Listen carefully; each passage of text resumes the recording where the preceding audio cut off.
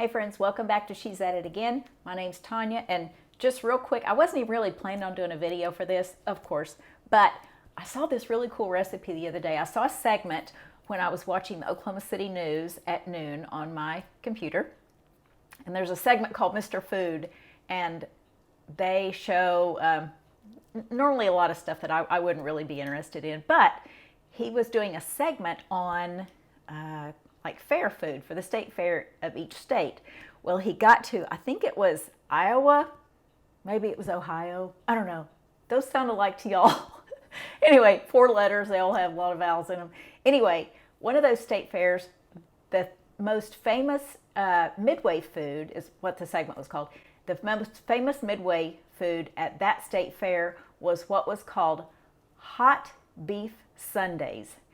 And I'll try to include a picture of what he showed at the end. I think I did a screenshot when the news was on just so I could show other people. It was so cool. But it's mashed potatoes and it has like shredded roast beef with gravy on top of that, some cheddar cheese on top of it, and they put a cherry tomato on the top. It looked like an ice cream sundae. It was so stinking cute, but I thought, good lands, that's like a meal in itself right there, especially if somebody in your family is gluten-free, and none of that had gluten in it, unless you use like a packet gravy mix, which I don't. So we're going to get started. I just want to show you the beginning of it before I get right in the middle of it and go, why didn't I make a video? So it's frustrating when I do that. So we have our just a regular grass-fed chuck roast. I bought this yesterday. So we are going to cut this open. But before I put this in the bag, I am going to, let's see, you can't really see what I'm doing, can you? Let me adjust this so you can see what I'm doing. I'm just standing here at the sink. I am going to cut this package open.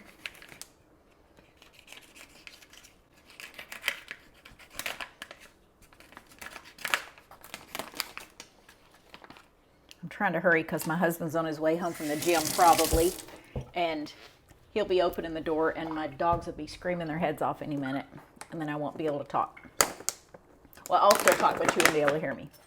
All right, so I'm just gonna, this is some pink Himalayan salt. If you have a Big Lots in your neighborhood, look at the price I paid for that. And it is 5 pounds. So if you're paying $6 a pound for Himalayan salt, go to Big Lots. All right, I'm just gonna put almost, well, maybe about a tablespoon and a half of salt in here. Maybe, just somewhere around there, just a big blob of salt. Now you're not gonna keep this salt on there, it's just gonna act as a tenderizer for the meat. So that's the reason we're putting it in here.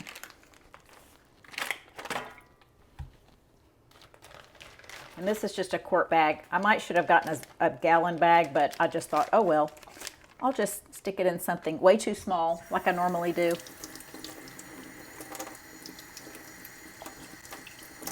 Actually, I have a friend that says I think she calls it spatial,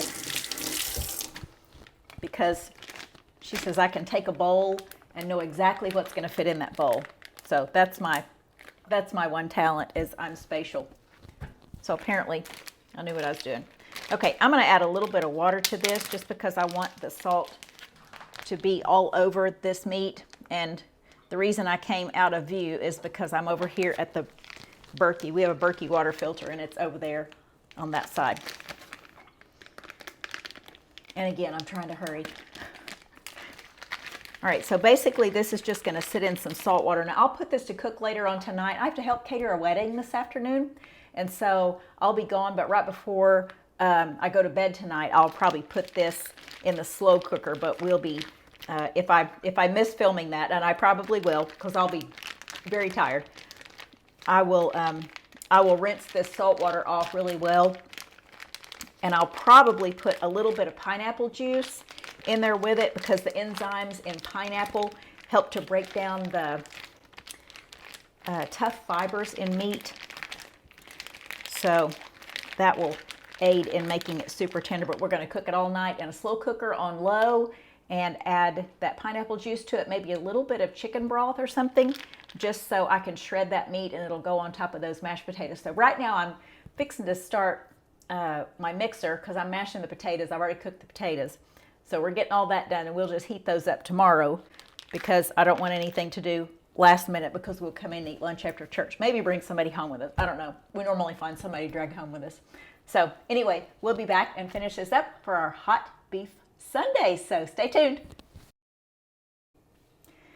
Okay, so this is the next day, and I just got back from helping cater a wedding, and I will say that's one of the prettiest weddings I've ever done, much less seen, taken part of. It was absolutely gorgeous. So I am exhausted. So what I'm going to do is I have my little tiny slow cooker. This is the one I just cooked beans out on the front porch the other day. So I've got this roast in here. I rinsed it off really well, and I just kind of stuffed it down in there. I hate using a big crock pot for such a little roast because the roast was only 2 pounds.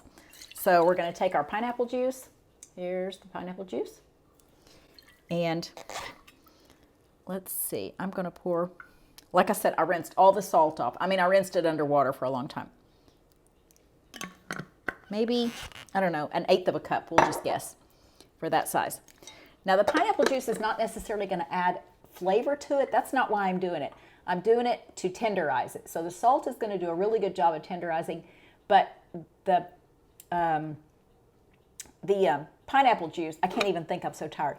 The pineapple juice is going to really do a good job of tenderizing this too. So you could use one or the other, but I'm just using both. I'm going to put this out in the sunroom. I'm going to cook it on low all night. So hopefully when I get up in the morning, I can just kind of shred it with a fork, and I'm going to pick the blobs of the gristle and the fat out of it that the roast might have had in it. So again, this is going to cook all night long, and we're going to have our roast for our, what's it called, hot beef Sunday. So I made my mashed potatoes today. We'll put a link in the description. Well, we'll put a link somewhere in this video for the video. I think we did mashed potatoes here a while back, so we'll try to dig that up. My husband will put a link to that in there so you can, if you don't know how to make mashed potatoes the good way, then we're going to show you how. But I had those made, and I'm just going to heat those up in the oven tomorrow when we get ready to make these. So should come together pretty quickly. So we'll see you tomorrow when we make these hot beef Sundaes. So stick with us.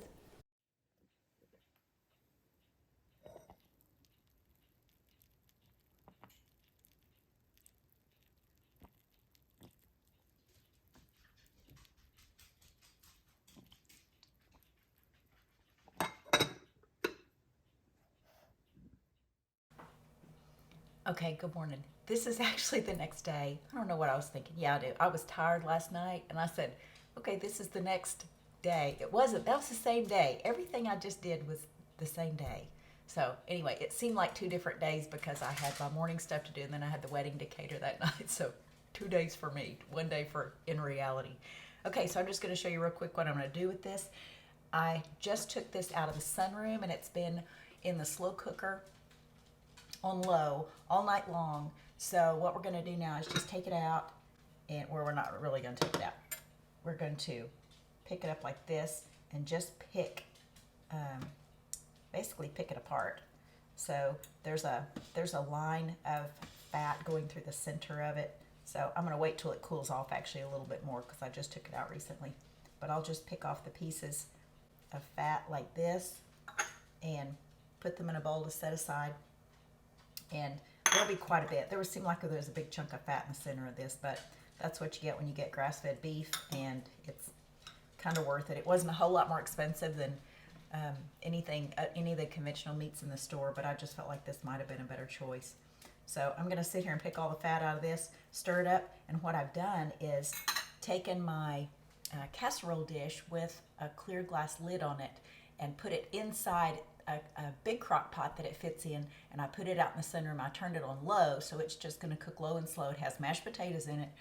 Then we'll take the fat out of this, stir it up, and then we'll come back later, and I'll hopefully show you a picture of the final product when we serve our hot beef Sundaes. So it seems like a kind of a chopped up process, but really that's what it is. You're just letting it cook long and slow.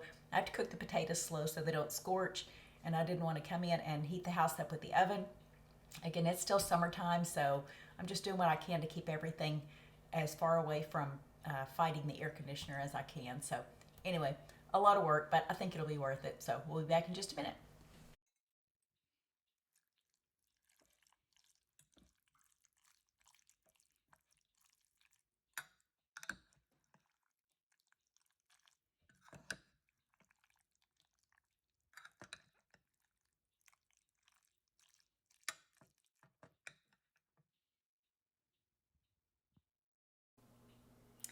Okay, everything's hot.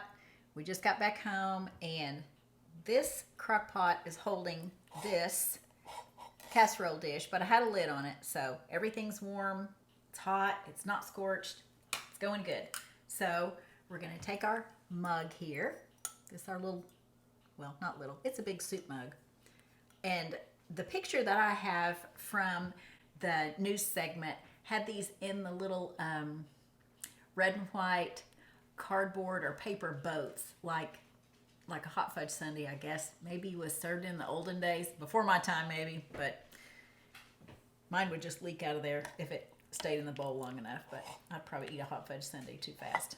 Okay, so we're going to take our potatoes, and admittedly, I let these potatoes I let them sit a little while after I put the butter and the stuff on them, and they got a little sticky, so they're a little starchy. Normally you'd get this pretty scoop of a mashed potato and it would make a little mound and it'd be real pretty, but mine's not pretty. But we're still going to put our ingredients on them and enjoy this. So we'll put some of our beef on there, get a little bit of juice in it. We're going to top this with cheese. I've never topped mashed potatoes and beef and gravy with cheese, but we're going to do it this time. So I've got some cheese. This is cheese that I shredded for something else. And then we're going to put our cherry on the top. Now you can't really see this from the side, but I'm going to show it to you from the top. So this is our hot beef sundae. Get a good look at that. Isn't that just the cutest thing ever? This is going to be so good. Okay, thanks for joining us. We look forward to sharing something with you again next time. And thanks for spending time with us today. Have a good day, guys.